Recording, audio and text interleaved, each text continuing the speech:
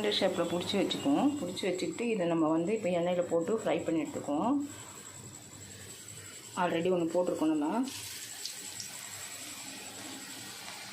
ஏன்டா காளாண்டை வந்து படிப்புற குட்டி பையா? இப்போ நல்லா இது ஃப்ரை ஆகிட்டுருக்கு. இன்னொன்று போட்டுருவோம். போட்டாச்சு.